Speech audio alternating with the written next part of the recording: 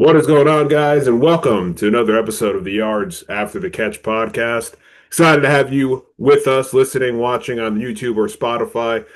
Make sure you're liking and subscribing there, and also on our Instagram, as we're going to be dropping clips around the playoffs and all the fun stuff. But I'm not alone. I'm your host, Alex Young. Joining me this week is Alex, the other Alex. Alex, how you doing?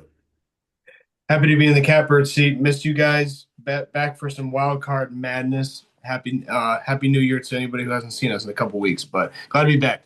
Yeah, glad to have you back. And joining us is a man who's happy.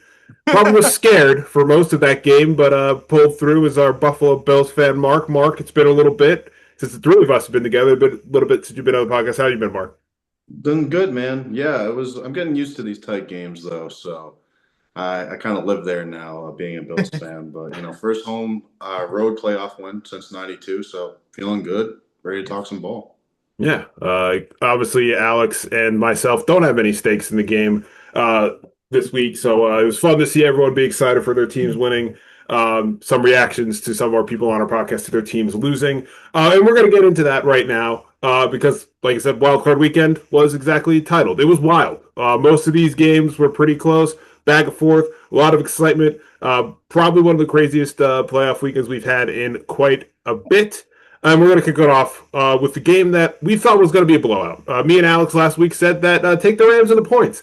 And I was watching that game and I was like, damn it, I should have taken the Panthers. But it's the Rams and the Panthers. That game was a fun watch. I give props to the Carolina Panthers. I know their season ended not only wanted against devastating with a Matt Stafford great drive at the end there to get the game-winning touchdown.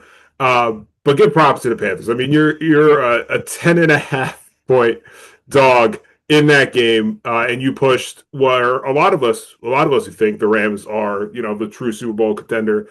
You pushed them to their limits. So props to the Panthers. Great season, but unfortunately, they lose. So again, it was, like I said, fun game. We're gonna get the reactions to that. We'll dive into it. Mark, since you've been in a little while, what were your thoughts on the Rams and the Panthers game this week? Ultimately, I think it proves that their first matchup wasn't a fluke.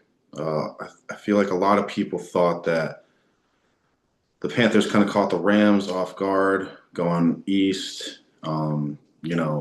Just a team they don't play every year, but I think it's showing that this is a tough matchup for the Rams. And Bryce Young's avoiding bust status. David Canales is really figuring out how to get that offense rolling with Jalen Coker, McMillan.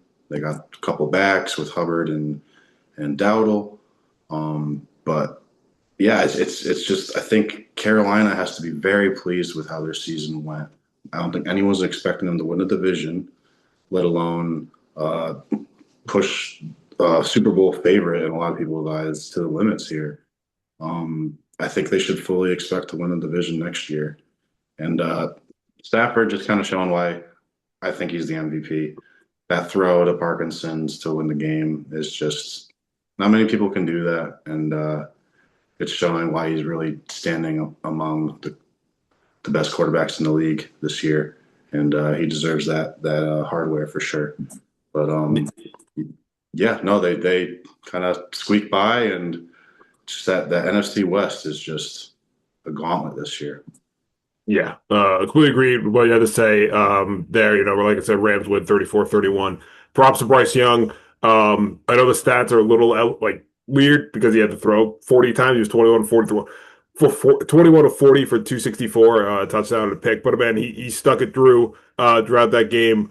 So props to Bryce Young. I think the future's bright with him. I think some people were writing him off. But I think, and last week we talked, Alex and us, talked last week, is that the Panthers are poised to make some noise in the South next year. I think they're a team to look out for. I don't think that this is not the Buccaneers division anymore. I think the Panthers, the Falcons, and the Bucs are going to be in the running.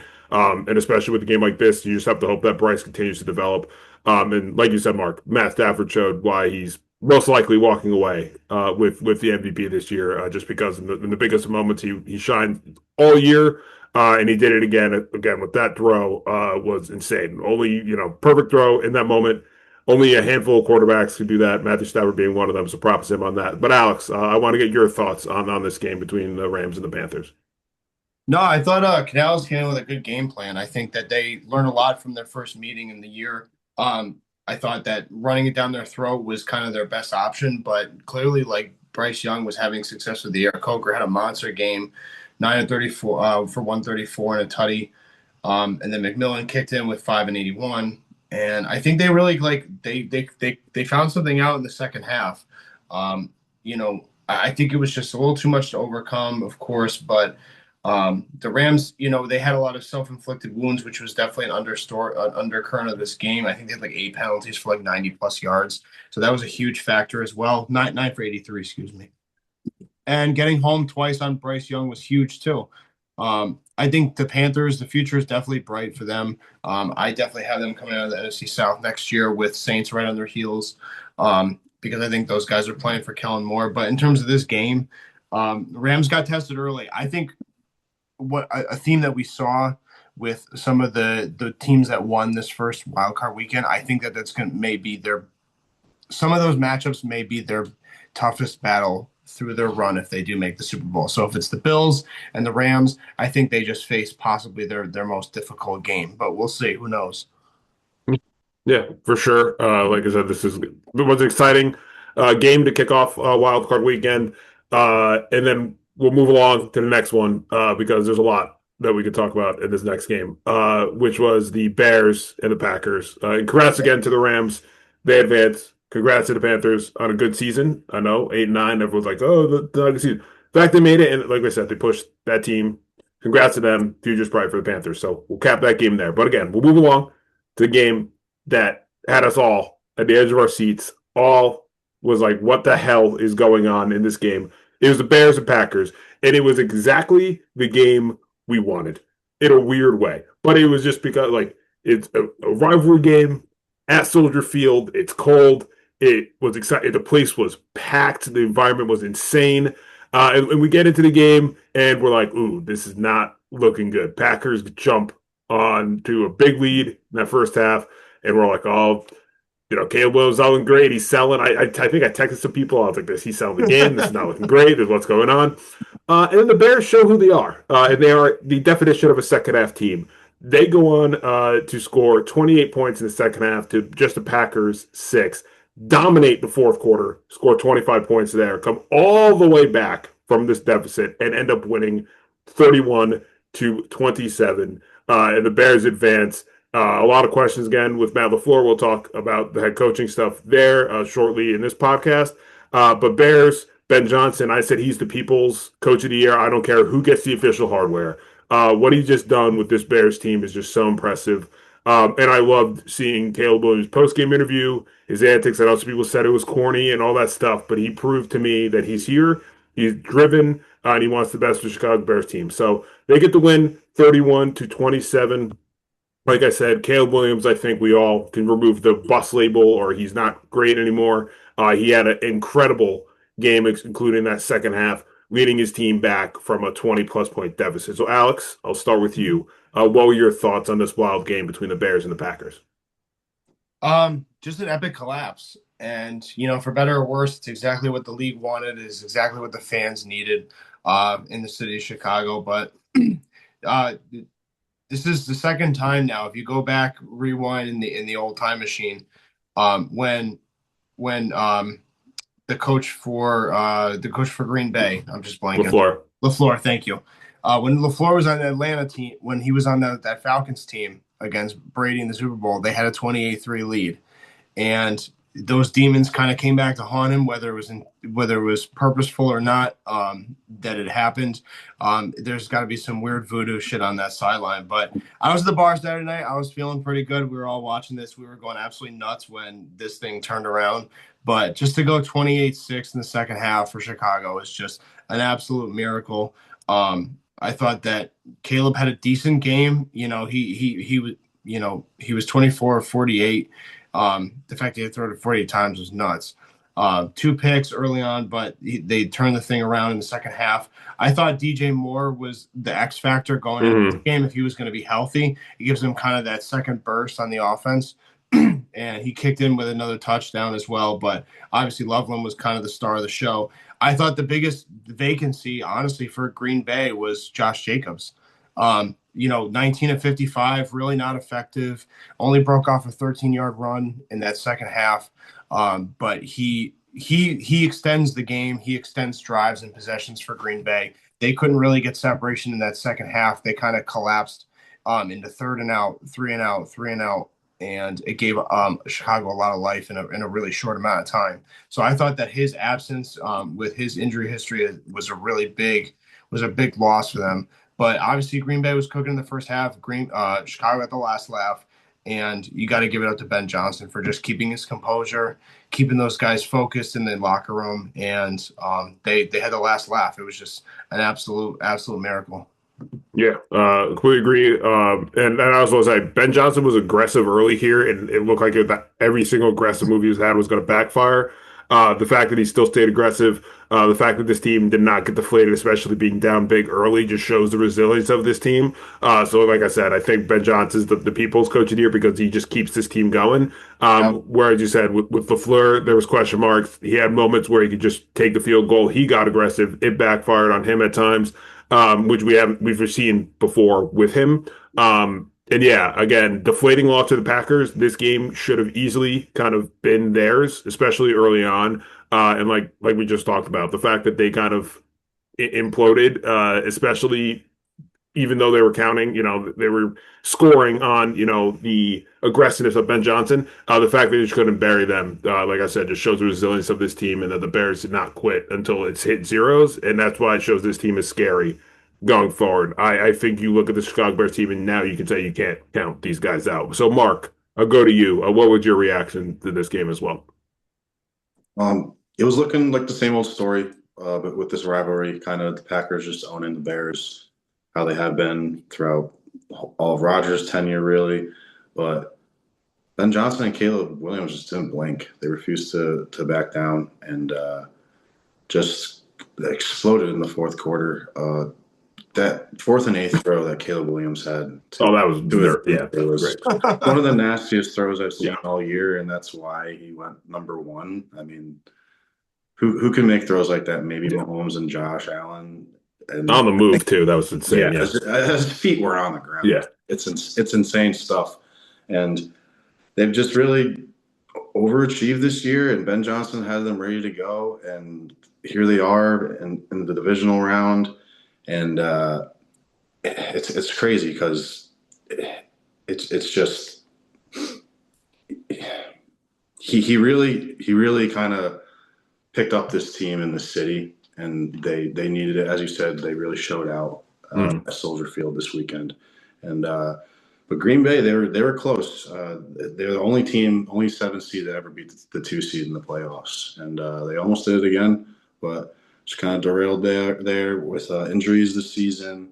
And I'd say going into this offseason, I'm paying attention to where Mr. Malik Willis ends up because he's a very intriguing player for them. And he'll probably be playing somewhere else next year. So let's see. Yeah, I think the Packers, I know they got banged up, especially on the defensive side. We all would have loved to see what Michael Parsons would have done. I think he would have made a massive difference in this game, and they're banged up. And now you have question marks because, again, Jordan Love has been banged up at times, but if they've had competent backups, like we just said, Malik Willis, I don't think you're going to have a competent backup. So now that puts pressure on you to make sure you nail your backup quarterback, and you have to hope that Parsons comes back and is as dynamic as a player as he was, especially coming off a major injury. So Packers definitely have question marks. Like I said, they're not firing LaFleur. They're actually doing the opposite. They're looking to do an extension. Well, again, we'll talk about that shortly. But a lot of us thought, especially after this explosion, that LaFleur might be out because of his playoff record and because of some of the moments like this that we had. But looks like the Packers want to try to run this back, especially with some of the injuries that happened to the Packers. So we'll keep everyone updated on this podcast and what the Packers do this offseason. But again, they're a team to look for, especially only especially with the Bears win. I think it's going to be very, very interesting to see the North, because I think every single one of the teams next year can be in the postseason. So moving on to Sunday again. Great Saturday to kick us off. So moving on to Sunday, we're like, there's no way. It's very rare to have back-to-back days of great football. Usually, when you have a great night, the next night is just nothing but blowouts or the things that we all were expecting. But then the football god said no. We're going to give you an exciting weekend of football because We they had kicked us Thursday off that through next Monday. day. Yeah, pretty much Thursday to Monday. This is football heaven for college football fans like us and NFL fans like us. This is incredible. I was at the edge of my seat pretty much from Thursday to Sunday. And because on Sunday, we're gonna Mark's worth in this. The Bills Jags game kicked us off, and that game was very fun, very exciting. I thought Jacksonville was going to upset Buffalo. My pick was Buffalo was going to win because this is Josh Allen's time, and all of his biggest rivals were out of the playoffs. He had to get to the Super Bowl. That was my talk last week, and I was like, the Bills are going to win. But Jacksonville really gave them the fight, and it was looking like Jacksonville was going to go home with a win. And then Josh Allen turned into Superman again late in the fourth quarter, leads a game-winning drive. Bills win on the road 27-24 in what was, like I said, a fun, exciting back and forth game between these two teams. So, Mark, congrats to your Bills on getting their win. Me and Alex were jealous. You got to see a playoff win again. What were your thoughts throughout the game? I know I joked before, but you must have been nervous and but ultimately excited with your team winning. But what were your thoughts with your Bills getting the victory in Jacksonville? Josh Allen's a warrior, simply put. He goes into the blue tent to get checked for a concussion after someone falls on his head. He hyperextends his left knee on a rushing touchdown. He probably sprains his index finger on his throwing. Yeah, it bounced off. Yeah, off the back yeah. of his guard's helmet. Like it's just hit after hit, and he just keeps coming back, and he really played flawless. Like I can't really point to many negative plays. I think he took one kind of 10-yard sack for a loss, and I said that's the worst thing that happened. And he just kind of was dialed in from the get go. Defense let up a lot of rushing yards like we have all year, but they did enough. They confused Trevor Lawrence a couple times to cause some picks there. He had 12 incompletions. 9 of those were pass breakups by the Bills DBs. So they really showed out today. And but Jacksonville's impressive. They really played their asses off, and they got 3 or 4 good receivers. ETN's no joke. It'll be interesting to see if he re-signs with them this offseason because he's a free agent. Trevor Lawrence is, although he turned the ball over a couple of times, I think he really put together a good fourth quarter. And even on that last throw, that was just an insane play by Tre'Davious White. He just turned the clock this game. Yeah, he did. It was great to see, especially with Hairston being out, our CB2. So it was a very satisfying win because they just haven't won a road playoff game and literally only won 4 times on the road as a franchise before this. So it's like, let's prove that we can do this because they're going to need to do it 3 more times if they want to win. But they survive another week. I'm just worried about the injuries on this team. Gabe Davis and Tyrell Shavers both tore their ACLs. So they're out for the year. And Tyrell Shavers did it in the first half. He plays. Yeah, he played more snaps than Cole. Yeah. Good for him. Yeah, I love that guy. Just the practice squad kind of fine, and he really made the team this year. So, but yeah, just made me proud. I'm a little worried about how injured we are and how rested the Broncos are, but I kind of like the matchup. We'll see what happens. I mean, we'll talk when we preview it a little bit too, but the teams having the bye historically have had times where they're rusty, so it kind of might help the Buffalo on that side with them having the time off. Although they can heal up and rest up, we've seen it in the past where they've gotten banged up. I just want to say I felt terrible for Gabe Davis when he went down because I feel like that might be it for Gabe. With the injuries that he's had, and just to see his emotion and what he's mean to Buffalo, the few years with Josh was like such a fun duo for those few years. And I was like, oh, he's back, and he was looking decent at times, and he did that. I was like, oh man, like that is brutal. And then obviously Shavers as well. So the worst time to have your receiver department go a little thin, but we've seen Josh Allen elevate everyone. And then quick note before I get your point, Alex. We need to get the wide receiver INT stat, like the receiver INT stat, officially a thing for quarterbacks. I'm sorry because I'm getting annoyed that every Yeah. time it hits a receiver in the hands, it gets picked off. It goes to the quarterback. Can we please just have the receiver INT thing? Because like Trevor Lawrence should technically have two or one interception instead of two because he hit the guy right in the hands and it flew and it got picked Yeah. off. So that's my mini rant from this game. Looking back, I was like, we need to start the receiver INT and start blaming the receivers when it hits you in the hands and it gets picked off. It's on you, I wouldn't mind not on it. the quarterback. Uh, but real quick, I also wanted to say Parker Washington looks insane. Yes. This receiver core, if everyone can be all buttoned up going forward, Jacksonville might have a very sneaky receiver core because there's people also on Twitter saying that Travis Hunter needs to learn to play cornerback full time because Yes. I think they have their three receivers going forward with Jacoby Myers, Parker Washington, and BTJ. So it's going to be interesting to see Jacksonville's offense going forward. And like you said, Mark, just props to Trevor Lawrence and Cohen. I think it was a great hire, and he's really got the best out of Trevor Lawrence. And again, tough first round matchup, but props to Jacksonville. They had a great year, especially great second half. Their future's looking bright in that South. Now that South, the AFC South is going to be chaos. But I think it's really the Texans and Jags going forward. We could talk about the Colts depending on if they get healthy. But AFC is wide open for them. And with this, if Lawrence can have an even better year, because it did take him the second half to really gel with Cohen, look out because he might be potential MVP candidate next year. Alex, I'll get your thoughts on this game as well.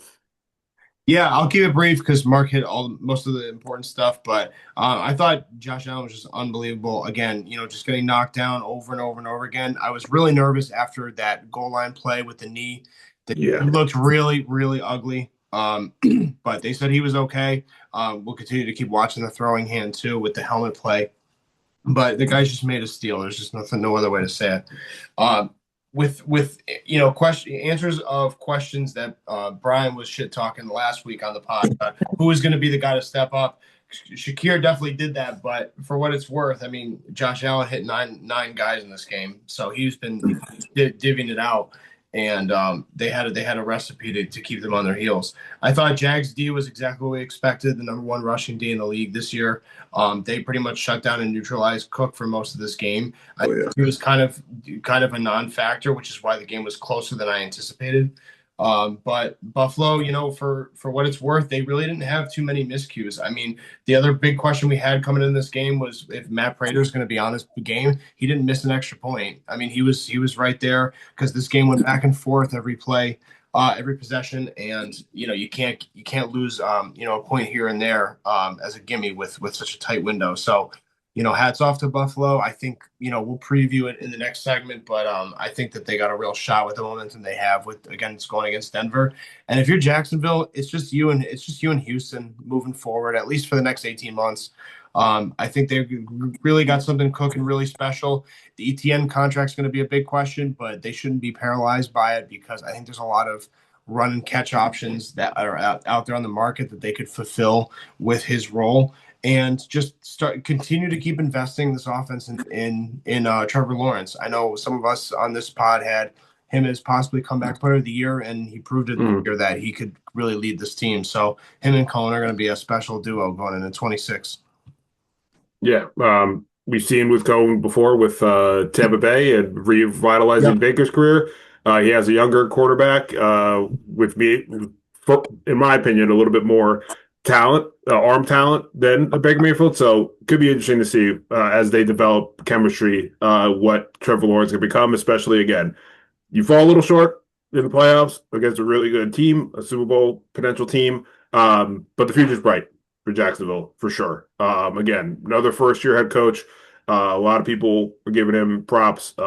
Easily could be also coach of the year again. When we talked about it last week, we had like 5 or 6 coaches that could all win it. Props to him on the year, and I just want to say shout out to that reporter. I know some people were saying it was cheesy what she did, giving Liam Cohen his props following the loss and just telling him to keep his head up. I thought that was awesome because sometimes when people are in the media, they tend to scrutinize, and instead she was very positive to him, and you could tell that it meant a lot to him. So Especially props to for that rookie reporter. coach. for telling him to keep his head up, especially as a first year, head coach. So yeah, fun. Like I said, fun game, and it just kept on going on that Sunday. I mean, I enjoyed it. Sorry, Eagles fans and Giants fan. We're going to 49ers and the Eagles. A game where we didn't know. I said last week that I picked the 49ers in the points just because I felt more worried about the Eagles offense in that game. Something was weird, something was off. And it continued. And it showed in this game. It looked early that the Eagles, okay, could settle things down. Their defense was getting Purdy a little riled up. It was looking okay. The Eagles are, they might just get by this game and then figure things out. But then the 49ers, again, they have been the team banged up, hurt all year, but they haven't, they took advantage of that again. I don't know. I've never seen a team that's this banged up, lose two Hall of Famers on defense, and scrap and claw their way to victories. And they did it again on the road in Philly, of all places. 13 points in the fourth quarter to seal the win, 23-19. Eagles, defending champs, are out, which I was shocked by again. But their key thing was their offense, and it showed again this game. Uh, so, Alex, I'll start with you. Uh, Defending champs are out, 49ers advance.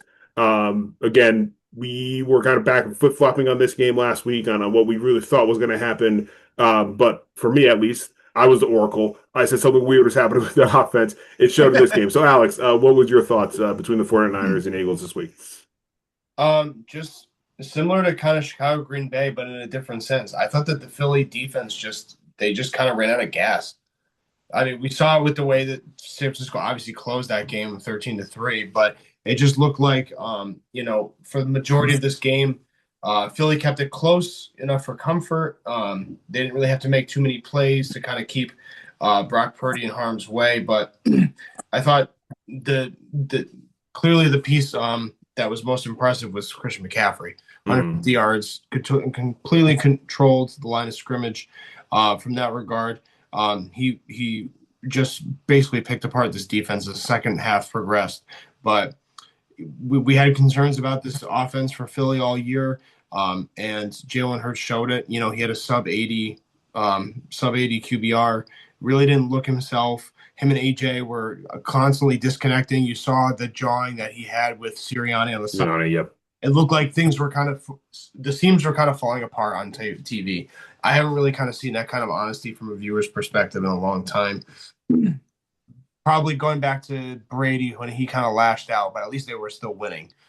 And so I just think that this offense needs a full retool, needs a full douching this summer. And I think with San Francisco, I think that it's just a masterful out-coaching job by Shanahan over Sirianni. I think that was really the biggest difference in the game, was just out-coached, outclassed.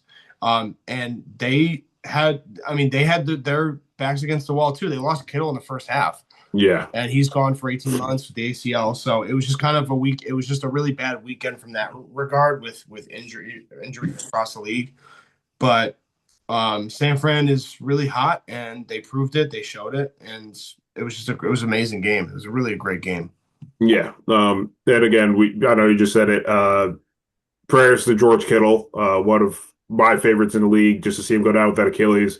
We all knew when we saw the replay that it happened. We've seen it too many times now with players.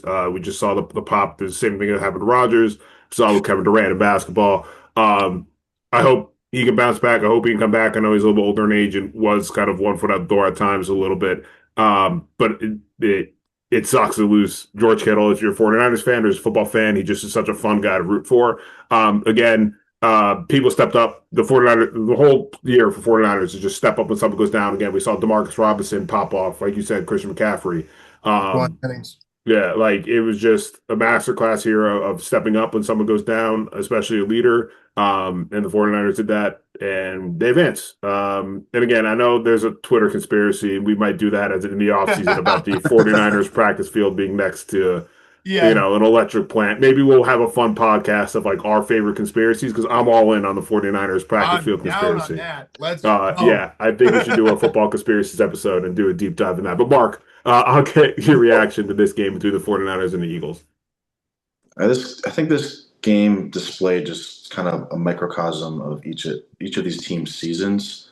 Uh, Philly just struggling on offense, defense holding it together, but still just like lacking that offensive juice and firepower. And then the Niners just figuring out this injury situation. You got Juwan Jennings throwing touchdowns. You got Kyle Juszczyk involved. You get McCaffrey with over 100 scrimmage yards. Demarcus Robinson shows up out of nowhere, 111 yards. It's just really impressive performance. We have our third Coach of the Year candidate of the podcast with Pretty much. Yeah. with Shanahan. It's just Yep. one of their more impressive years in my eyes. Maybe not the dominance that we're used to when they went to the Super Bowl versus the Chiefs, but just a real scrappy team that was able to get it done with Mac Jones and then kind of hit the ground running with Brock Purdy. And the Eagles, yeah, they kind of have to nail this offensive coordinator hiring, or else Sirianni's probably next after next season. So they got to be on their heels. I think AJ Brown's got to go. Yeah, I agree. Despite Totally agree. the lack of production, it's just he can't just be in the news every week, and No. you expect the locker room to be, I don't know, cool with that. So, couple changes: OC, wide receiver one, and then we'll see what the Eagles can do. I mean, they still have an amazing roster. Yeah. So, And they have the I best could see GM in them. football. Yeah, I could see them bouncing back like they did last year, kind of. Yeah, but the Niners on their way up. Yet another NFC West team. But if they get the next two against what could be both division foes, they'll get a nice home game in the Super Bowl. So Crazy. we'll see. Yeah. It's crazy. And yeah, we'll talk more coaches stuff, but for those unaware, the Eagles are looking for a new OC. Kevin Patullo fired earlier today from his OC before we did the podcast. We have another big news thing we'll talk as well. Following the last game, we will talk about the wild card. But yeah, I agree with you, Mark. They have to nail this offense coordinator. They really miss Kellen Moore. He brought a dynamic offense. He left. You saw that offense fall flat. We need that with the talent on that offense. You need to get it back to being dynamic and fun to watch. I know they were banged up on the offensive line throughout the whole year, but you still have Saquon, you still have AJ Brown and Devontae Smith and Dallas Goedert. You should be productive. And it's weird. I mean, Saquon Barkley had probably one of his best games of the year in the playoffs. Where was that all year? But again, same thing. They need to nail this offensive coordinator, and I agree with you. I think Brown's probably going to be on the move. We'll see. You can't be really caught on national television again, being a hothead on the sideline, especially right to your head coach. And this is just another thing of a weird season for AJ Brown, where he has done just weird stuff or said weird things. So that's why I felt going into this game that there was just things were just weird, and it just came to a head at the worst time, which is the playoffs, which is one environment. And I think that's one of the key reasons why the Eagles are now the defending champs are going home. But to cap off our Sunday, I wouldn't say it was a boring game. It was it was a defensive game for sure on both sides of the ball. The Chargers and the Patriots. Patriots at home in Foxborough. Again, it was slow. It was a slow game to watch compared to a lot of the back and forth. But again, if you're a true football fan, you really love this. It was back and forth. We didn't know who was going to come out on top. It pretty much felt, especially going to that fourth quarter, that whatever team scores a damn touchdown is gonna win the game. And that ended up being the Patriots. Late touchdown, beautiful throw Drake made, Hunter Henry. Patriots win 16-3. A lot of question marks now coming with the Chargers as they have made offensive coordinator changes. Well, following this game with Greg Roman, as Justin Herbert has yet another weird postseason performance, and the offense fall flat. But again, Patriots are back. As much as we hate to say it, they are back. They advance in the postseason. Mark, I'll get your thoughts on this game between the Patriots and the Chargers first. Patriots are back. Yay. So Yeah, short-lived. Damn it. I, I was really hoping, despite it being the Patriots, I was really hoping the Chargers could pull this one out just Mhm. because, so the Bills could have one last game in Highmark Stadium. If the yeah. Chargers and the Bills played each other in AFC Championship, that's the only way they could do it. But yeah, I mean, give credit to the Patriots defense. 30 pressures I saw, Yeah. 6 sacks. Like, what are you supposed to do? And later in that game, I was joking with my buddies who are Patriots fans that it looked like it was the longest yard out there. When Yeah, when they all quit on Adam Sandler, the whole offensive line, he's just getting speared like play yeah, after yeah, play. yeah. That's literally what it looked Yeah. like to Release the for Justin guards. Herbert. Yeah, Yeah, exactly. Yeah. it was just it was hard to watch. And third playoff game for Herbert. Kind of getting tired of defending him at this point. It was 9-3 for a lot of this game, and that's one touchdown away Yeah. from tying things up or taking the lead even. Yeah. So uh, it's just kind of the Chargers charging. I don't know. That's just what they do. And Patriots a little shaky on offense. Drake May had a couple of turnovers, so they're gonna have to be careful with that. But has a nice touchdown pass at the end to wrap things up. And Patriots are back. Vrabel gets his first playoff win with the Patriots. Vibes are high in Foxborough, and I don't know how high they're going to be this week, though. They got quite the mighty foe coming up to New England, so Yeah. a little better defense, I'd say. Yeah, that they do. We'll preview that shortly because again, I think this is going to be that game is going to be very, very interesting, especially Oh, seeing yeah. what we saw when we'll talk about the next opponent in the next game. But yeah, I think this weekend is going to be very interesting with the Patriots because I think we have to get their offense on track a little bit. But again, they made the you have to make the one right play, the one key play at the end of the game, and that's what the Patriots did. They're walking away with the win. Again, Chargers fall flat. Again, Herbert especially at the end, was just getting absolutely Yeah. murdered. I thought they should have just benched him because he was getting killed. But they fall flat again. I don't know if they make any changes other than offense coordinator because again, I don't know how many more chances we could talk about her, but I feel like we all try to praise him and try to get him back. And I agree with you, Mark. Like, where do you go from here? Another playoff year where you fall flat, you only score 3 points. Like throughout a Yep. whole post again. Change is happening. We'll see that, but they have the talent to be special. And I know their whole offensive line got decimated, and it sucks through the year. But you have to come out with a little more juice than that. I'm sorry. So we'll see. Again, they're moving up. They're moving in the right direction under Harbaugh, and we'll see if they continue. But again, same thing with the Eagles here. I think they have to get the proper offense coordinator here Yeah. to really elevate Justin Herbert's game. Alex, I'll get your thoughts overall on this game between the Pats and the Chargers.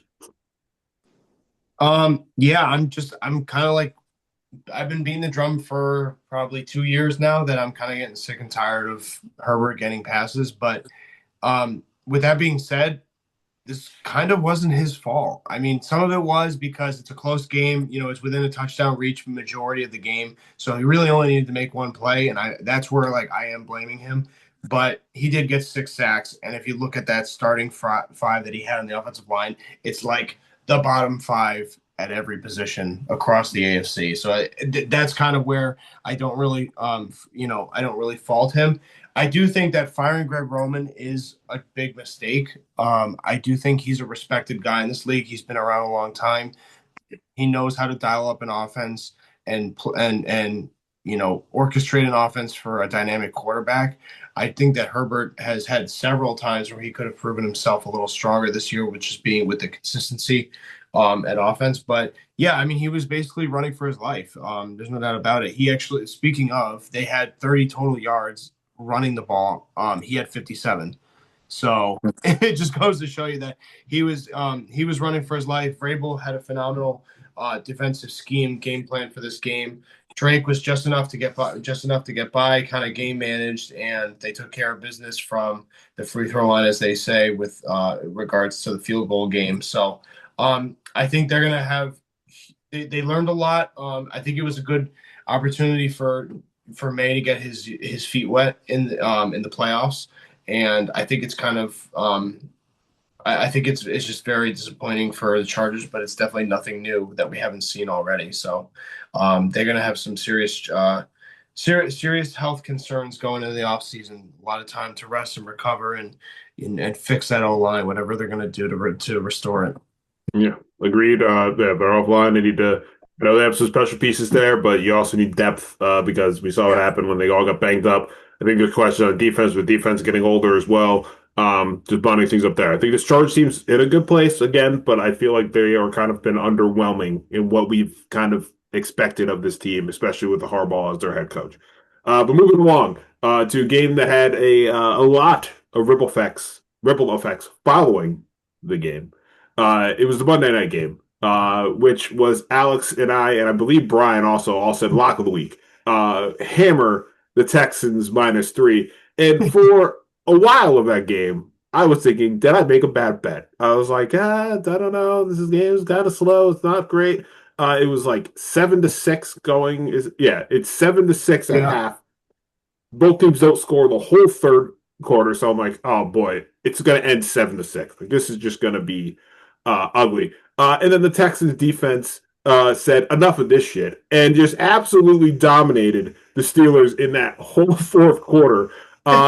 Again, the Texans did score a offensive touchdown, but if you look at their fourth quarter scoring, Fairbairn 51-yard field goal, Rankin's 33-yard fumble return for a touchdown, Woody Marks again the offensive touchdown there. And then to cap it off, 2:39 in the fourth quarter, Caleb Bullock 50-yard 50-yard pick six to pretty much end Aaron Rodgers' career because I think we'll talk about that. I think this is the end of Aaron Rodgers. So kind of sad way to go out with a pick six potentially being your last play. We'll see if that is truly Aaron Rodgers' last play in the NFL, but it kind of looked like it. And the Texans dominate, like I said, that whole fourth quarter, end up winning 30-6.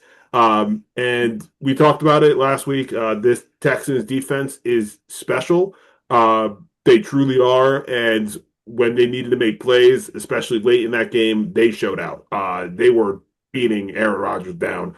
He had no answers for them. He was getting flustered. He was pretty much flustered from the get go because of this defense. So props to them. They showed out. They proved why they're one of the hottest teams in football, for the hottest team, why they're probably the best defense in football right now. Mark, I'll start off with you. What were your kind of thoughts between the Texans and the Steelers? This defense is terrifying. I saw what they did to Buffalo in the regular season, and ever since that game, I was like, the Bills have a pretty good offensive line. If they're doing this to the Bills, like they're gonna go on a tear, and they just have like they're they're on what like a 10-game win streak or something. You know, they started 0-3, and, Yeah. and look at them now. Like it's crazy to think that uh, they could reach the Super Bowl this year for the first time in franchise history, and CJ Stroud kind of almost given the game away a He couple was. times. He Yeah. almost Yeah. 5 times, lost two, threw a pick too. So just that was kind of the Steelers' saving grace for those first three quarters, and then the dam breaks open in the fourth, and you really see how this defense can take a toll over the course of 60 minutes. And yeah, this Pittsburgh offense just really couldn't get anything going. I have no idea how Bars could think that Jalen Warren and Gainwell are the best running back duo in the league. 63 yards this week combined. Just not going to get it done. Freiermuth wasn't really a factor. DK Metcalf really wasn't doing too much. Two receptions for 43 yards. Like, you need more than that. And I agree. I think it's Rodgers' last game, and I think he put together a pretty solid season, being 42 years old and signing with them so late. And he definitely cared. I heard he was, had offensive players in meetings like for long periods of time throughout the week, and he was serious about competing with the Steelers. And I think it was a cool little experiment for him and for Tomlin. And now it's time to clean slate in Pittsburgh finally. Yeah. Before we dive into the Pittsburgh side of things, Alex, I'll get your thoughts on the game overall. I think people don't really know how bad it is until it's really over. And I think that's kind of the sentiment that I'm getting with Pittsburgh this morning is like, we didn't really know how bad it was in Pittsburgh until now when things start to dissipate. But shout out to Houston for just an absolutely dominant performance. Like, I've been kind of saying it for 4 or 5 weeks now. It's kind of why I backed up my DPOY pick with Will Anderson a week ago. Is I think that this is a very, very special defense. This is like early 2000s Raven defense. This is Hmm. a very special team between, I mean, just you go down the line one by one. I mean, they kept Pittsburgh to 175 total yards, but whether it was Petrie, Al Shahir, it was Lassiter, it was Stingley. I mean, everybody was making plays down this roster. It was just unbelievable. And again, Stroud put him in harm's way. He did not play a good game at all by any stretch. Nope. They had plenty of opportunities. They kept the game close until like the first few minutes of the fourth quarter, but they I think it clearly goes to show you that like as long as Stroud can be a game manager, I don't think they can be beat.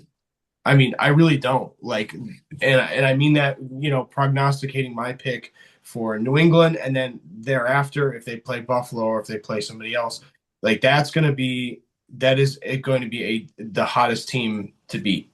And also, just shout out to Marks too for 19 of 112 on the ground. We knew that their running game was going to be maybe a little suspect, but he held it down and kept the defense honest most of this game. Kirk had the game of his career, Yep. 8 of 144, huge third down conversions, especially down the sideline with Stroud. Stroud had some nice throws. Um, but if you're Pittsburgh, man, this is a full teardown. This is an old team. This is a team bereft of talent. And I think it was just the writing was on the wall for all year with both Rodgers and with Tomlin, just the inconsistency week after week. And you knew that they were benefiting on borrowed time because the Ravens were hurt and Bengals were hurt. And you knew that they were borrowed time. They were borrowing time with that division in order to hold out till the end to win. And they won on a miracle in week 18, but I think it was very indicative of how their season went in a nutshell. Yeah, for sure. I know a lot of people were looking ahead of this game, right? And it's like, oh, our Steelers defense is great, and the Texans defense is great, and I'm like, there's two different defenses here. Like the Texans Yeah. defense is all world. Like this is as dominant of defense as we've seen in quite a time, and the Steelers is an old defense. Like I think the Steelers fans woke up after that game and was like, yeah, maybe our defense is not as good as we thought they were because they just got absolutely like that. The Texas defense, like I said, shades of the 2000 Ravens. Like you look, but that defense is like Legion of Boom back. Like you look at some of those, like we're gonna talk about this Texas defense Yeah. as being one of those squads because again, they don't have they have some big names and obviously, but like they will just kick the crap out of you. And that's what they did. Like they just flipped the switch like that. Like we said, it was kind of boring game into that fourth quarter, and then we were just like, "What is the Texas defense going to do next?" That's what all world defense Yeah. does. So insane. And I just want to also just say before we kind of preview it, Nico Collins did get carted off this game with a concussion. It did look pretty serious. I don't think we're going to see him this week in the playoffs. Well, we can talk about that. But it was instant. His head kind of hit the ground pretty hard, and it was called in Pittsburgh. And he slammed his head back, his neck, everything, and he just grabbed the top of his head with both his hands. That was like a clear cut thing that he was in concussion protocol. He still is, and he also got concussed earlier in the year. If people forget as well, so again, they're probably going to play it safe, as dynamic as a receiver as we have with Nico Collins in this league, and we love seeing him out there. And again, he only had 3 catches before that injury, but he did make some big catches for them. It is going to be interesting to see how this Texas offense move forward. But again, Christian Kirk really stepped up. And again, I think he's going to be probably the primary target going into next week, especially with Nico on the floor. But Nico potentially not playing. We'll keep everyone updated on that. But again, he didn't card off the concussions game. I doubt we see him this week of the short turnaround. But after the loss, like we said, pretty much looked like the end of Rodgers. The broadcast certainly was looking like it was the end of Rodgers. Every player was dapping him up. They stayed on him pretty much as he walked off the field one final time. It certainly did look that way. That he was talking earlier in the week that it probably was his last go. Salute to him, first ballot Hall of Famer in 5 years. Obviously, not the way you want to go out, but props to him at 40, getting his team to the playoffs. I think he wanted to just try to see if he can get past the first round. Maybe go on a run here and walk out on top. But unfortunately, that wasn't the case. And I think that kind of is a telltale sign that I don't think he wants to go through it again at his age. But we'll see what happens there. But again, broadcast, everyone kind of was certainly showing that this was probably potentially Rodgers' last game, and through all the moments that we saw and all the history that he made, it is kind of unfortunate to see that his last play in the NFL was a 50-yard pick six. But again, beggars can't be choosers on that. But because of that, after that, we were wondering what was going to happen with Mike Tomlin.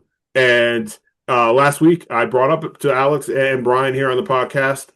Last week, I said if we saw what happened to Harbaugh, and Harbaugh being out after 19 years, what happened to the Steelers get another first round exit? And we got this answer earlier this afternoon. At about 2 o'clock, I texted the group breaking news. Mike Tomlin is stepping down as the Steelers head coach. So after 19 seasons, in a winning season in every single year that he was a head coach, which is kind of wild to think about. Mike Tomlin is stepping down as Steelers head coach. Now, that doesn't make him like a Harbaugh, where he's available for everyone. Him stepping down, he still had 2 years left on his contract. So, um, he had like I think it was one more year, then like a team or something option following that year. So that doesn't mean he just bounce to another team and he becomes like a hardball here, guys, like that. Like he's the next, number two or 1A, 1B, if you will, of the head coaches. If he wants to coach again in the league, he either has to ask the Steelers to terminate his contract or he has to get traded by the Pittsburgh Steelers. So again, interesting development here. Mike Tomlin out as head coach. So now this is 2 weeks in a row. Two longstanding head coaches in the same division are both out from the respective teams. Mark, I'll get your initial reactions to the Mike Tomlin news and what you got to see is going to happen to landscape football now that a premier head coach is gone.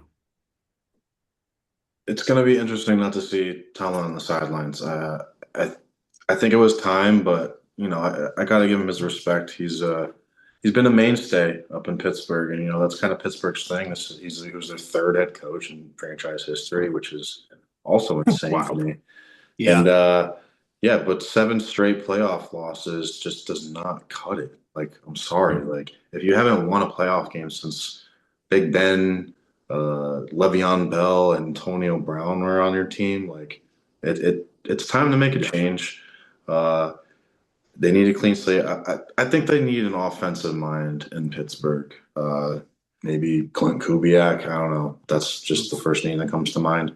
But they need to, I don't know, I think maybe shift their identity a little bit more back to like the Big Ben, AB, Le'Veon Bell kind of offensive minded. Because I think that's when they had the most success and, just playing tough defense and keeping the games close and having a good kicker, and it's just the old fashioned way of playing football, and I think they need to catch up as a franchise. You saw peaks of it with Rodgers and his arm, but I don't think he's coming back. Tomlin's not coming back. Let's inject some kind of youth into this roster and coaching staff because they need it. They're just kind of an expired football team, and they barely got in. And I know Alex kind of called it last week, how he was saying, like, hey, Tomlin's still on the hot seat. Like, just because he got in with a missed field goal doesn't mean his job's safe. And it clearly wasn't. So, I don't know. I heard Tomlin might take a year off, kind of like Sean Payton did, and do some TV, and then set yourself up nicely with a team like the Broncos, and get the 1 seed. We'll see. Maybe Tomlin has a comeback story in a couple of years. We'll see. Yeah, I don't think this is the last we see of Tomlin. If I'm a betting person, I think he sits a year, does some TV, and I could easily see him become the Jets head coach. Ooh. There'd be other options too. For sure. I think the Giants will make a call this year, potentially. If they don't get Harbaugh, I could see them saying, Steelers, what would you like for Tomlin? If that's the case, but I could see also Tomlin, again, being the type of guy, let me take a year off, and I will have a litany probably of more jobs open, hopefully. A couple jobs, but you can look at the Jets, you can look at a couple of teams where we think that head coaching changes are going to happen. Potentially Tampa Bay. There's probably going to be other things next year, depending on how the season goes, where he can have a pick of where he wants to be. So it's going to be interesting with Tomlin, and I agree with you. I think, like we talked about last week, Alex, before I get your thoughts too, it's time to make changes. Harbaugh, same thing. We respect him. He's level of success. Same with Tom Lewis. But after 19 years, your voice sometimes gets lost. I think there were certain things there where you could tell the fans starting to turn on Tomlin. And I know he turned things around. He got to the postseason, but again, another first round, like you said. And then real quick, and I'll say this too with the Steelers, and I'll go to you, Alex. Like I think the Steelers need to stop retooling. I think they can get a veteran quarterback, right? And Mhm. see what they can do. Try to have some success this year. But again, they've been so successful that every time they need a franchise quarterback, they haven't been in position to draft the franchise quarterback. It's Yeah, okay to struggle for a season. And Yeah. looking at next year's draft, this would be the time. Get a yeah, veteran, see what you yeah, can do. But if you struggle, okay, you have a top 10 pick, and you're going to have 5 or 6 quarterbacks potentially to choose from. So for the Steelers, I'm just going to say for the Steelers fans, I know you like you're having success and all that stuff, and it's great. But now with the Tomlin move, and especially if you're bringing a young coach or a first year head coach, and you're going to be there's going to be growing pains. It's okay to have a losing season for once. You had it for Yeah. 19 years. It's yeah. okay to have it for once. You and Alex have been dealing with losing seasons for 10 plus years. You can handle it, Steelers My fans. middle name. Exactly. Alex, I'll go with you. What was your kind of thoughts overall off that note about Yeah. Tomlin getting let go? Well, it's great discussion. You guys raised some great points. I think there's two schools of thought here about the approach that Pittsburgh wants to take in terms of their hiring. I think that's the bigger question right now is just what do the Steelers want out of this team in this franchise? Are they going to continue to keep having these legacy guys that stay for 20, 25 years in the same role as the head coach? Because I think that may paralyze you in terms of how you're going to try to handle this coaching hire. And it's going to be very difficult. I mean, obviously, no one wants to get into a recurring pattern of hiring and firing after 4 or 5 years in a short-term regime, but it's going to be very, very difficult to strategize right off the bat for that position. I think there's two schools of thought with this hiring. I think you can go the cannibalistic divisional route where you could get a Harbaugh or Stefanski, a guy who knows that entire division like the back of their hand for the best strategy and purpose. But I don't see them going that route because I think, like you said, Alex, I think they're going to sit out a year and they're just going to tank and try to get a top 10 quarterback because they have a lot of vacancies across this offense. I mean, the defense is good, but it's older. That's a different conversation. I think the more interesting conversation for the hiring proposition is if you're going to have a stable guy for the next 25 years, he's got to be under 60 and he has to be at least somewhat recipient to an offense that can really go, that could be fast paced offense. Because I think that's what the future of this league is and what the future of this team is. And it's the only way to keep pace with Cincinnati and with Baltimore moving forward. With that being said, I think there's two guys that would be really interesting. I think Marcus Freeman, Notre Dame, would be really cool. I think he's got the right energy. I think he supplies what Tomlin brought to that team, managing egos. And I think he brings a lot to the table in terms of running an offense, too. And similarly, but different, because he's not an offensive guy, but I think he's just got really good prospects for another restart as a head coach. I really like Brian Flores. I think he's tough nosed. He's got that connection to Minnesota that Tomlin had as well with the coaching portal. I really like what he brings to the table in terms of personality, character, toughness, and grit. He's still a young guy. I think he's under 55 years old. Tomlin's 53 right now, so I think you can get a lot out of Brian Flores and a long career with him. And I think he's just built for cold weather. I don't know how else to put it. Kind of being from New England and having his start there, I think that was a really interesting that would be an interesting move for them. Those would be kind of my one and two if you're not going to go the route of hiring in the division, so to speak. But when I look back on his time in Pittsburgh, I think he was like reliable and steady, a steady, calming presence. But I think they just drastically and woefully underperformed. I mean, year after year, they had a top 10 offense, top 5 offense from a skills precision perspective. Who knows what he was keeping in the dark, in those locker rooms in terms of keeping those guys together with the killer bees and all that stuff. But they really, really underperformed during his time. So I would you rather have a couple extra losing seasons or and a higher ceiling, or would you rather have a first round exit year after year and 0-7 in your past 7 playoff appearances? I don't know. I consider there's one thing to say for consistency, but he was certainly a winner's winner and class personified. He'll definitely be back on his feet. I actually see him going into college, to be honest, because of how he manages egos and personalities and all these kids now with NIL money. I think he really knows how to calm a locker room. And I think that's one of his best assets besides the expertise he brings from the pro game. So I could easily see him having a long career in college as well. Yeah, I mean, people forget he's been in the league for a bunch of years, but he's only in his 50s. He's early 50s. So So, young. which is crazy to think about. So yeah, like I mean, there could be a college that gives him the bag, and it could be intriguing. Similar with Bill Belichick, even though Bill Belichick's older. I could see a college doing that. I realistically think that there's going to be a team an NFL team that goes all in, and after he sits out for a year, because I don't know what the Steelers would even want for draft capital in a trade. So it'd be interesting to see if a team would be willing to pony up. But again, we'll know in the next few weeks what's happening with Tomlin.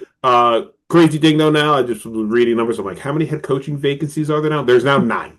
There's Yeah, 9 head coaching vacancies insane. in the NFL, which is insane. So I'll give some brief kind of updates. Can I What's say one kind of thing about happening? Tomlin real quick? Yeah. Go Oh, for it. just to clarify too, I'm not saying that Tomlin is best suited for another job like in the pros Yeah. right away. I think he's most wanted and he's most desired in college Yeah. because of what he brings to the table. Yeah. Yeah. I can see that too. And again, the way college football money is these days, like You're a someone could god, easily pony up more than and what you've got an hardware NFL team too with a chip. would don't have. Like again, like I would not be surprised. I'm just like shooting random teams, but I know like LSU has their coach, but like a school like Ohio State or Ole LSU or Miss. Notre, like Ole Miss, whatever the case, like some SEC team might just be like, oh, I'll Yeah, give you. Here's the world, man. Come coach yeah, for our freaking UConn, team. Yeah, UConn. UConn. yeah, Yeah, yeah. UConn gets their boosters, all the boosters to come in. Yeah, let's get top. Uh, but just to give some updates on some of the head coaches, some of the people that teams and stuff. Harbaugh right now looks like it's the Giants, Falcons, Titans, Dolphins, Browns teams that are just being considered. I think he has interviews this week with the Giants, if I'm not mistaken. Um, and then I'm just looking around, and then obviously it looks like the Giants, Falcons, and Titans are the favorites to land Harbaugh. So we'll see what happens there. Well, I'm just looking at coaches that far where they are. Kevin Stefanski, he has met with the Falcons, Ravens, Raiders, Giants, and Titans. He's scheduled to meet with the Dolphins. I believe it was today. So we'll see what happens there. Cardinals have a whole long list. I'm not even going to go through the long list, but just some names that pop up: Vance Joseph, Glenn Kubiak, Rams offensive coordinator Mike LaFleur, former Falcons head coach Raheem Morris, Chiefs offensive coordinator Matt Nagy, and 49ers offensive coordinator Robert Saleh. Just some names, a couple names that are popping up for that. Falcons again, same deal. They've interviewed a bunch of coordinators. Also interviewed John Harbaugh, Glenn Kubiak, Mike McDaniel, Kevin Stefanski, and Dolphins defense coordinator Anthony Weaver. And then we haven't really seen what's happening with the Falcons in terms of GM yet, but I don't think we talked about last because it's named after. But it's official. Falcons on Saturday they hired their former great Matt Ryan as their president of football, so he's going to leave CBS. And he Wow. had a cool little send off on CBS, thanking everyone for the few years he was there at CBS. It was a really cool moment. But the Falcons are bringing in Matt Ryan, league MVP there as quarterback. Got them to the Super Bowl. Again, we all know 28-3 and lost. But again, one of their franchise greats. He's going to be their president of football, which was a newly created position at the top of the organization for Arthur Blank. So, if you guys want, you can give a quick comment. What do you guys think? Matt Ryan back in Atlanta. He's going to kind of, I guess, help find them their GM and head coach. Mark, I'll go with you real quick on that. Yeah, Atlanta needs a stabilizing voice, and who better than the franchise's best quarterback ever, and someone that Arthur Blank clearly trusts, and maybe kind of feels bad that he sent him off to Indianapolis to kind of die in a way.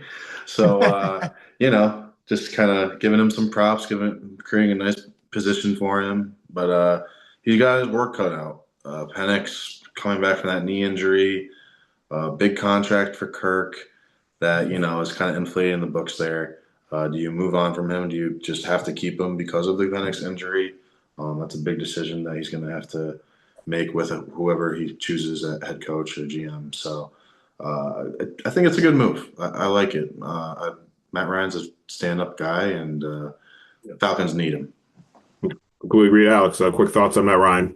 Yeah, I think the short interim time he's had in TV is really will help his balanced perspective with personnel decisions too, because he's been able to see it from both sides of things, on and off the field. I trust his judgment. He's kind of in that nice, perfect position where he has the blessing of Arthur Blank, and he's still cool and tight with a lot of these players, but at a distant level where he can kind of hold them accountable too. So I think it's kind of the no-brainer. He's the most established. He's the Atlanta Falcon when we think of the Falcons, besides Michael Vick. So I just think, it's just it's a smart hire for sure. Love it. Just to recap before we preview divisional weekend, just give some updates on people's teams if they haven't heard or are looking. I'm assuming people are looking if you're fans of your team. Go to the Ravens real quick. Interviewed Vikings defensive coordinator Brian Flores. They also have interviewed Cliff Kingsbury and Dolphins defensive coordinator Anthony Weaver. They've talked with Vance Joseph, Clint Kubiak, Matt Nagy, Kevin Stefanski. So the owners and general manager Eric DaCosta, he said that the Ravens will conduct 8 or 9 more interviews, and then they'll have some finalists and second interviews. So Ravens are busy right now, especially trying to find a quick guy to replace some big shoes to fill with Harbaugh. Going with the Browns real quick, I'll just get an update on teams before we move along. Browns, they've interviewed Aiden Durd, the Seahawks defensive coordinator. They've talked with former Dolphins head coach Mike McDaniel. I'm just trying to think of some other names. They Browns defense coordinator Jim Schwartz. They've reached out to John Harbaugh. He grew up rooting for the Browns, so there's a tie there. Some people think that he might go to Cleveland, which I think is a little far-fetched with the state of the team over in Cleveland, but strange things have happened. Raiders, they've talked with Kevin Stefanski. And then Alex, I guess I'll get your quick thoughts on the Raiders head coaching search. They've requested interviews with Vance Joseph, Matt Nagy, Clint Kubiak, and Browns quarterback coach and pass game coordinator Davis Webb. They also have requested an interview with the Panthers defensive coordinator. Alex, real quick, your thoughts on your team's head coaching search so far. Do you have a number one candidate in your head? Yeah, because we've struck out the last 5 times. Mm-hmm. Paying $50 million for no head coach. I would love Clint Kubiak, to be honest. I think you need, similar to what Mark said, I think you need like a young-minded, high-powered offensive head coach that can get day one in there in the locker room with Mendoza and get things right, be on the same page. I think they thought they were going to get that with Geno and Pete Carroll, but they were just like 50 years off. So I think if you could start young and foster that relationship where they're kind of on a similar playing field, I think that would be like the perfect situation. Yeah. Again, I would like that hire. Raiders hope to get this one right. I mean, how many more times can they strike out? But again, weird things always happen with the Raiders. But I hope this next one's for your sake, Alex. Hope this next one 6 times is correct. Dolphins, again, they are still looking for their new general manager before zeroing in on the head coach, but they're interviewed Clint Kubiak, and they're scheduled to interview Kevin Stefanski. They also reached out to defense coordinator Robert Saleh. The Dolphins did hire their new GM, John Eric Sullivan. He was a longtime Packers executive. Sorry, paragraphs are all messed up on my end. So they do have their new GM. So now, we'll see the Dolphins head coaching search ramp up, unless they fall in love with the guy real quickly.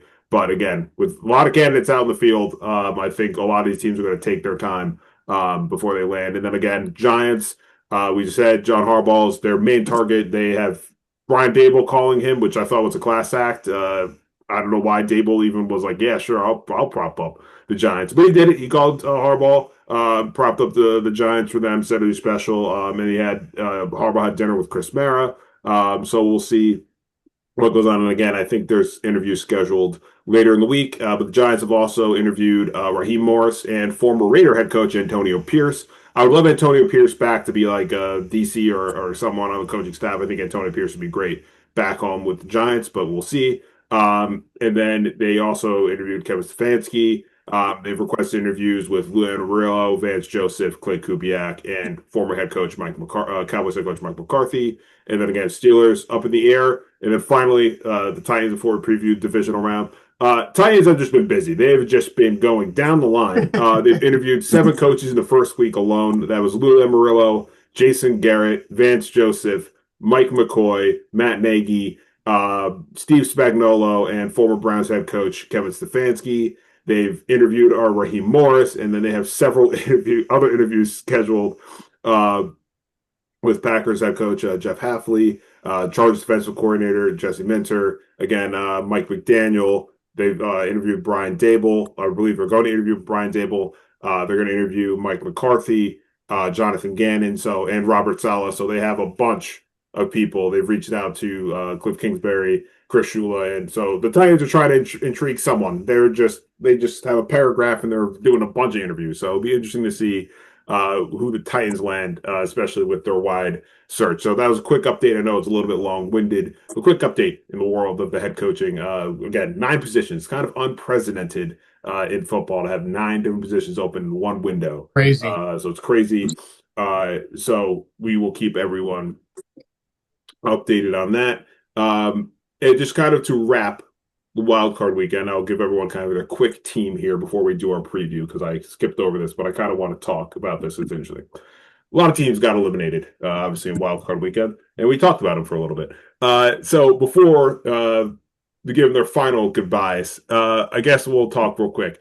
Of the losing teams, which team in your eyes do you think has the brightest future? So, Alex, I'll start with you. Out of the teams that lost in this incredible wild card weekend to kind of cap off wild card weekend in our coaching talks, as coaches gotten fired, what is the team that you think has the brightest future that's lost?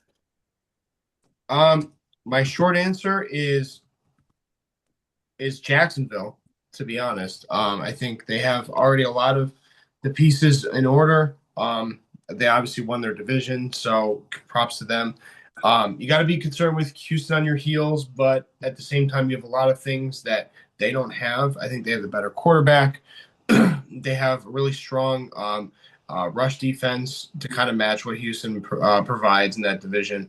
And I just think they have stability. I much prefer Liam Cohen over I'm sorry, with a blanket on his name. D'Amico Ryans. Thank you.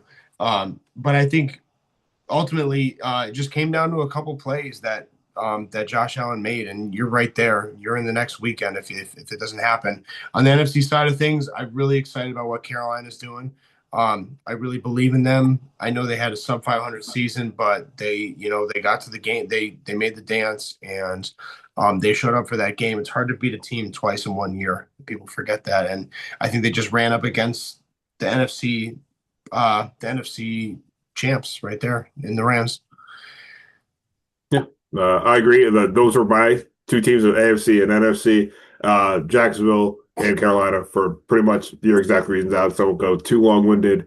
Yeah, for Carolina, I think a lot of people also forget that their defense is young and they're looking good. I'm really impressed with what I saw again from Carolina. So keep an eye out for them. And obviously Jacksonville, the division is a little bit weaker than the Texans. And I think as that dynamic grows between Lawrence and Cohen, I think we're going to see what we've expected from Trevor Lawrence when he got drafted. So those, I completely agree with you, Alex. Those are also my 2 teams, brightest future, Carolina and Jacksonville. Mark, what are your teams? You can give us an AFC. NFC, if you only have 1 team, you can give us 1 team, but who do you think has the brightest future? I definitely have Jacksonville in the AFC after watching my Bills play them. I think they just got a little bit unfortunate draw of the cards there. With the Bills not winning the division this year, so they were the 6th seed, and yeah, it's tough to play Josh Allen head to head. So I'm not gonna bat him too much for that. Their defense is very impressive. James Cook was leading the league in rushing, only had 46 yards. Like that impressed me. The receivers we already talked about, like they're four deep, like they're solid. Brenton Strange is an athletic tight end. We'll see about ETN, but they could plug someone else in. I'm sure they'll be fine with Liam Cohen calling plays. So just all around team that should be optimistic. I agree with that reporter. They should not be hanging their heads. They will probably be back next year and maybe even better. On the NFC, I hear you guys with Carolina, and I definitely expect them to win their division next year. But I'm gonna have to go with the Eagles. I just think that they could bounce back. Like Yeah. they're just a very hot and cold, polarizing team. I feel like, and I think if they nail that offensive coordinator hiring, like they could turn it back to what we saw last year. So that's my team in the NFC. Not a bad pick. We'll see if you're the Oracle next year. We'll see if all of us are Oracles next year. We'll save this clip and be like, we were great, or oh, we suck. But moving Don't along. come to me for a coach. Don't come to me for a coach. Yeah, no. But moving along, it is the divisional round. Like I said, I wanted to use that kind of conversation to wrap up the teams. Again, it's always tough to lose in the postseason. Obviously, congrats to the team and their success. Hopefully, like we said, bright futures ahead. But it's a divisional round, guys. And again, kind of an interesting time structure. I don't know if I'm not like I thought it was weird or not. But again, we got 4 really enticing games with some opponents we were expecting, some opponents we were not expecting. But I'm going to use DraftKings here again. DraftKings sponsor us. I'm just kidding. Not really. DraftKings sponsor us. I know I say a joke every time I host, but I hope it lands one day. But I'm looking over here at DraftKings. So we're going to start with the Saturday games, and then we'll move along to the Sunday games just to give everyone quick things on what's happening. Buffalo at Denver. That is at 4:30 on CBS. And then that is 49ers at Seahawks on Saturday. That's 8 p.m. That is on Fox. And then on Sunday, it is Texans at Patriots. That's at 3 p.m. Eastern. That is on ESPN, followed by the Bears at the Rams at the Bears. That is at 6:30 on NBC/Peacock. All the times, like I said, are in Eastern. So 4 really fun and exciting games. Well, again, we'll go to Saturday. And we got to go with the first game, the Bills at Denver. Obviously, 4:30 kickoff. Again, interesting spread here. Not a lot of huge ones, but interesting spread. -1.5 in favor of the Denver Broncos. Over under is 46.5. The money line is -112 in favor of Denver. Mark, you are the Bills fan. You can be biased here, you cannot be biased, but what is your honest assessment and your pick? Divisional round between the Bills on the road at Denver. Biased as hell, and I'm honest as hell. So I think this is where the line ended up last week for the Jags, because I think it started -1.5 for the Bills, Yeah, and then it started moving. -1.5. Mhm. So I think I'm kind of having the same outlook here. Different teams, but I just think we kind of match up well with Denver. They don't run the ball terribly well, and we can't stop the run, so we'll take that. They have pass catchers, but no one that like really scares me and stands out among the rest. And the Bills have a really good pass D, as we saw last weekend. So I like that aspect of it. Just worried about the injuries. So hopefully they can get James Cook on this week, because they're gonna need Josh to, not be shoving his face into a fan, to say the least, on every play. So yeah, I feel good about the matchup. The one thing is the rest of the injuries, but I just think, Josh Allen played in Laramie, Wyoming, which is 2,000 feet above Denver, so he's good in the elevation, and I just think he's determined. He was so locked in on Sunday, and they're gonna be tough to stop. So give me the Bills with the points. Bills. We knew where he was going, Alex. Alex, I'll go to you. Who do you have? Bills and Broncos. Way down to the end. Yeah. I have to take the Bills. because I took them early as the AFC champs at the beginning of the season. So I'm going to go down with the ship.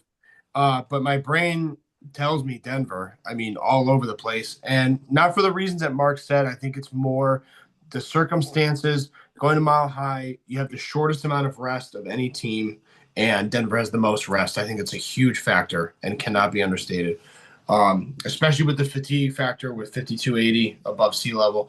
But I think, yeah, the ground game is going to be kind of a push. I think you have to get a heavy dose. You have to stick with the run if you're Buffalo, and um, you have to just find a way to just pick them apart, even if you have a couple 3-and-outs. I think this is going to be a game of attrition. I love the under here, but I'm gonna take Buffalo in a very low scoring game, somewhere around 19-16. Yeah, I think we're going 3 for 3 here. I'm also going Buffalo because I've been hammering that this has to be Buffalo's year, and Josh Allen has his window. But also, I know the Denver Broncos defense is great, and I think they're again a top 5 defensive unit. Yeah. My biggest question mark with Denver is always their offense. One week they're electric, the next week they can't score 10 points. Again, they've had some time, they've had some rest as the number 1 seed, but again, as well, we've seen that happen in the past. Teams that have the rest, they come out a little bit rusty. The team that just went through a battle tends to win those games. That's why, again, Buffalo short west, close game. They've been through it. I think they're going to take advantage of that. So give me Buffalo, give me the points. Again, Vegas low scoring as well. I'm looking at the under there as well. But Denver, again, their offense to me has just been a question mark. Everyone says I'm a hater to them. I don't. I just say they're my biggest question mark. Their defense is great. They're a good team. But again, their offense, I don't know what's going to happen, and it's going to be interesting to see what happens come the divisional round. So give me the Bills in that. We are 3 for 3 there. Uh, Next game, 49ers at Seahawks, divisional game. This spread really interests me, and I want to get your guys' points. So obviously, when you make your picks, the Seahawks are opening up at 7.5. The other day it was a touchdown. It's now over to 7.5. Again, we record this on Tuesday. Over under is 44.5. The Seahawks are favored minus 375. The 49ers just beat the defending champions on the road in a battle. And I'm going back to some research, and I'll get my pick first here. I'm looking at this right now. The first time 49ers played the Seahawks this year, it was 17-13. Okay? Mm-hmm. That game. I'm looking at it right now. Yep. Then later on in the year, Seahawks win 13-3. So the series is 1-1. Both low scoring. Why is Vegas picking this to be an absolute blowout by the Seahawks? Like, I'm looking at this now. I'm going to pick the Seahawks. I'm taking the 49ers to cover. I think this, again, is going to be a low scoring game. But I would think this spread would be like 3, or maybe like a Buffalo-Denver game, like a 1.5. Like, I don't know why. Again, Vegas is smarter than me. I don't know why they're looking at the 2 matchups and what this 49ers team did. And I know they're banged up and they're hurt, and maybe it's the Kittle effect and other things, but I don't think this spread will be closer. So I'm going with the Seahawks. They're going to win. I think the Seahawks are going to win outright this one. I'm looking at the under because, again, I think this is going to be a low-scoring divisional game. But I wouldn't be surprised if the 49ers cover. Like, I could see this being a field goal game. So I'm going to go Seahawks to win outright. If I'm going to bet, I'm probably going to bet the under. And then, again, if I just want to have some fun and bet all across the board, give me the 49ers and the points they're covering. But, again, weird to me looking at DraftKings and seeing that this spread is as big as this. Am I crazy, Alex? I'll go with you. What's your pick here? Am I losing my mind with this? No, I totally agree with you. And I was very surprised that they set it at 7.5 for San Francisco being dogs on the road, especially as their third meeting now. Especially coming off that win, a 4-point win. I had this kind of around a 4-point spread, the same as the Philly outcome last weekend. This feels like a touchdown possession type of game, whoever has the ball last. And I love the over here because I think Seattle, I think 2 things. I don't think the rest helps Darnold. I think it breaks momentum. I think they needed to kind of show some firepower in that offense after week 18, and they didn't have an opportunity to do so. And I think San Francisco is they're going to be going for the throat. I think Shanahan knows this team like the back of his hand. I think they're going to throw everything they can at it with McCaffrey and Juwan Jennings and the whole host of receivers that they got. So I really like the upset here. I like San Francisco by 4 points, and I think they're going to have they're going to go for a late drive. Brock Purdy's going to bring them downfield. And I see this as more of a high scoring game, something like a 27-23 type of game. You heard it from Alex. Again, I was looking at the regular season, weird divisional games. I'm looking more lower scoring, but Alex wants a shootout. I'm all for it. I'm all for the shootout. Mark, what is your pick in this one? This is a tough one, but I think maybe Vegas just thinks Seattle is that much better than Philly. It's Yeah. And the rest factor. It's Darnold's time to shine, though. Time to shine. I just don't think they're going to cover that 7.5 point spread. I think it's going to be a close one. Divisional game. Shanahan scheming it up. I think it's Seattle's time. They're getting, helped them get healthy last week, and Darnold gets to play at home. I think he showed up to an extent their last game in week 18, and I think he's got to do it again. It's his game, and I think they're setting themselves up nicely to be in the NFC Championship. And oh, sorry, I was just gonna say. So my only counter to that, Mark, is we kind of talked at the beginning of the year, and I don't know if you remember this conversation, where we said that Seattle may have the better regular season, they may win the division, but they may also collapse first round. Yeah, I do remember that conversation. Yeah. This could be that moment, we never know. Yeah, no, it's crazy how it's turned out that way. It really is. Yeah. And I think also people, I'm just going to say too, with Seahawks, I mean, I know I picked them as my team to watch this year, but I think their defense has kind of been underrated throughout the year. Their defense is pretty damn good. So I think that's another reason why Vegas is looking at it, the way their defense has been playing lately. But again, I would think since it's a divisional game, it would just be slightly closer. But that's me. We'll see what happens again. Divisional game in the divisional round should be fun, especially in Seattle. That place is going to be freaking wild. I expect a few turnovers in this game. I expect some short fields and some unorthodox game a little bit, which is why I'm expecting why I'm taking the over. Yeah, I honestly think it's going to be a repeat of like week 18, where the game was just like weird and sloppy, but then like Sam Darnold just made the plays that you needed to. Like I could see this just be like a weird replicate game of that.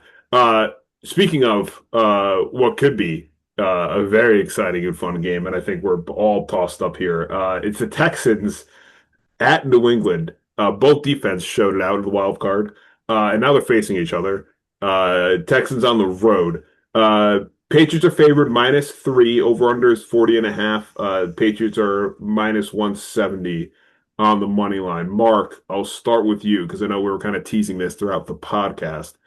What is your thoughts in this matchup? Texans +3 all day long.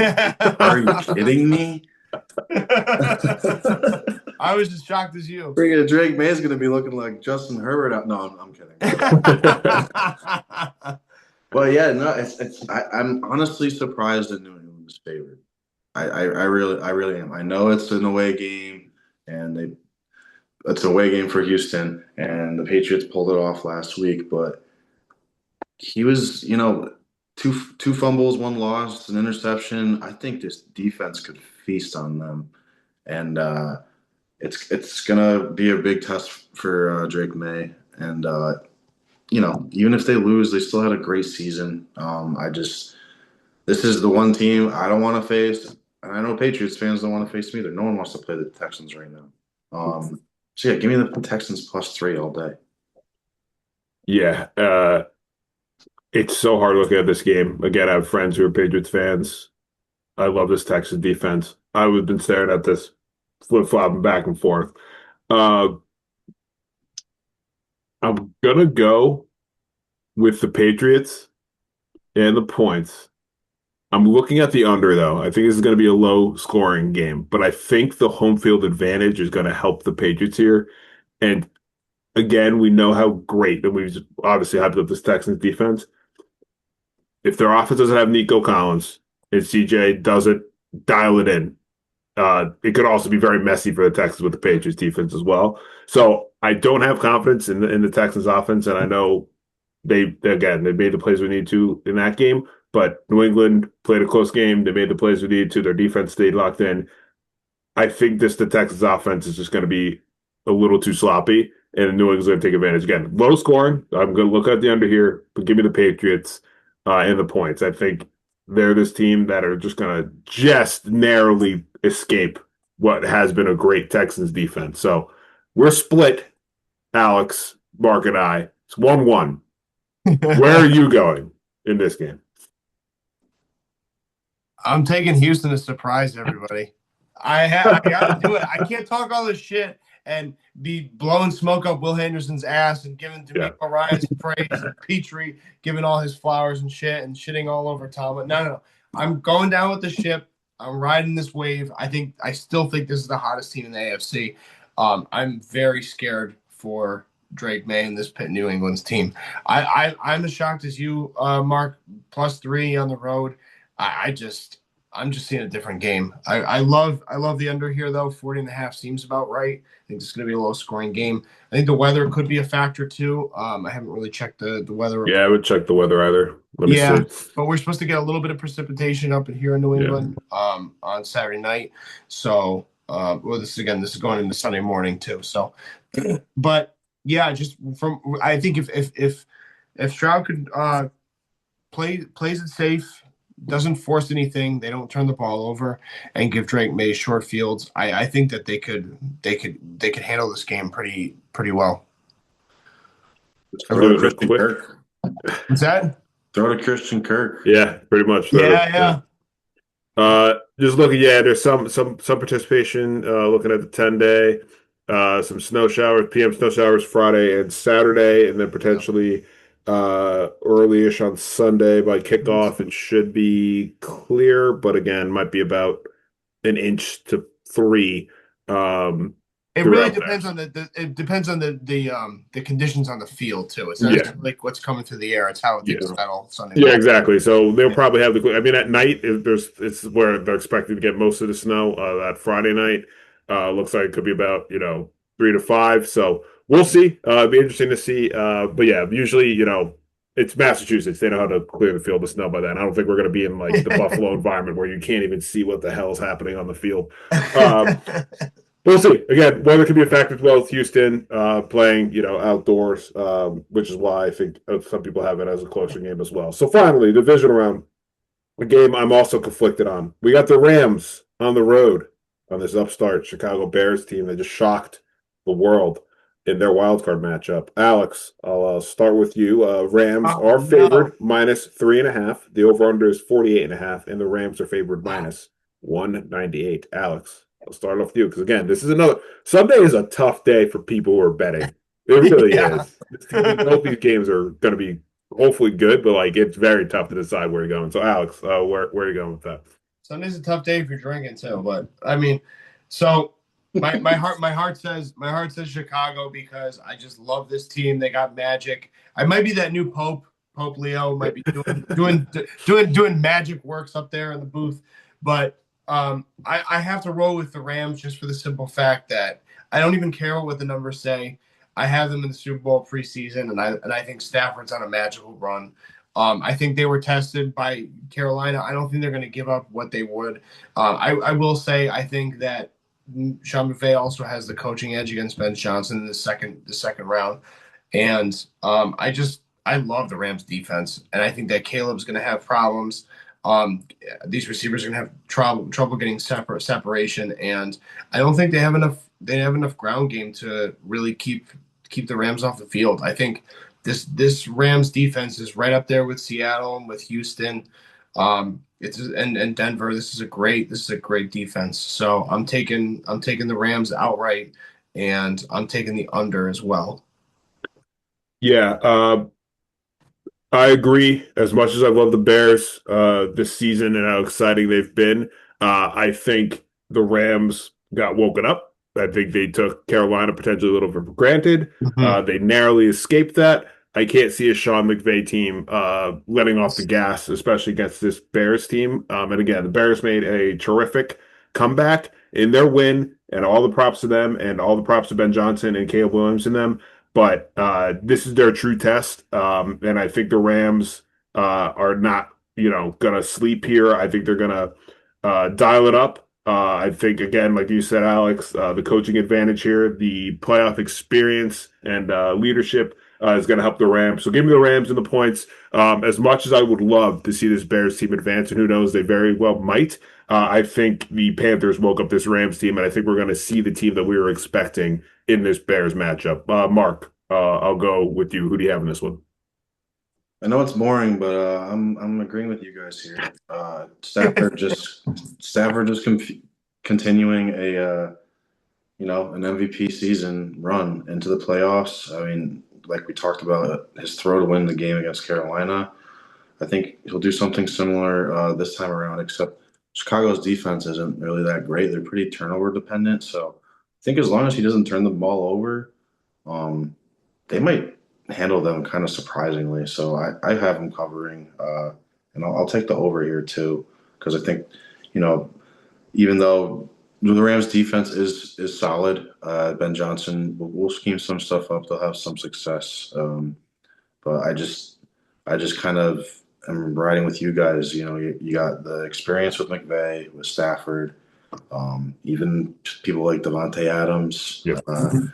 And, you can't scoff at their run game, which is kind of what you got to lean on in this cold weather in the playoffs. So, hand off to Corum, Kyron Williams, and Stafford make some clutch throws, maybe a nice 1-yard touchdown to Devontae Adams to add to the list.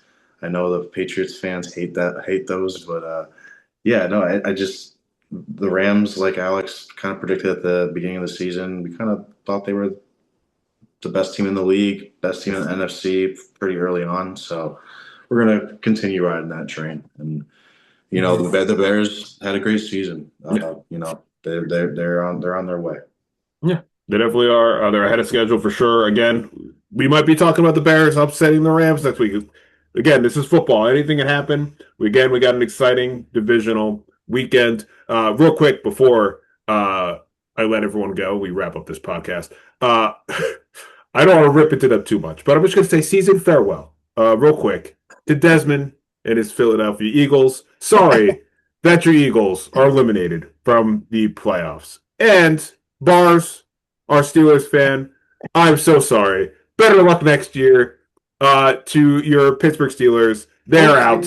And also, Bars, just real quick, the Bills made the playoffs, and they continue to advance. So your hot take of the year of the Bills collapsing has been probably the worst take of the podcast. So sorry to season farewells to Desmond and Bars, to your teams. Again, better luck next year. And I know Alex and I can't really talk because our teams suck. Can I say something about that? Yes, Mark. Please, let's fill it in before we wrap up this podcast. I'm sorry, but the only way you predict the Bills not to make the playoffs this year is if Josh Allen is injured. Otherwise, do you even watch the games? I'm sorry. That was just I held my tongue long enough, but I knew it was gonna rear its ugly end, and damn, he looks like a fool now. Yeah. I wish maybe Nico again. Nico, maybe we can find that clip from that episode. I just want the freeze frame of me. I think it was me, Desmond. It might have been you, Alex. I think it might have been us four. It might have been us four with Bars on that episode when he said that.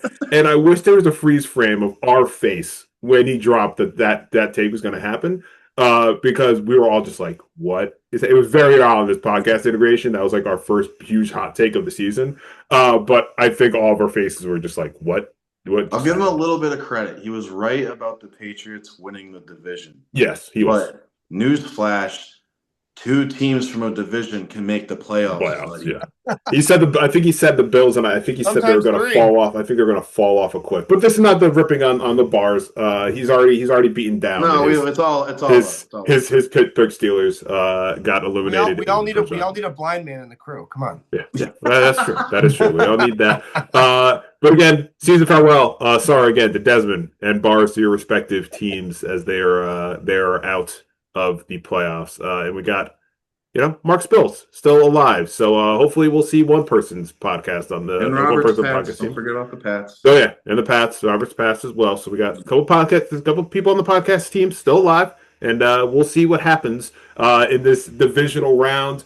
Thanks everyone for tuning into this edition of the Yards After the Catch podcast. Again, we got a lot coming up with the division round, head coaching vacancies, like you just heard on this podcast. So stay tuned. Again, like and subscribe on our YouTube, like and follow our Spotify, and make sure you follow our Instagram. We're going to be dropping some more content here throughout the postseason and giving everyone all the breaking news that happens around the NFL. We appreciate you stopping by, and Alex and Mark, appreciate you hanging out with me on this edition of Yards After the Catch.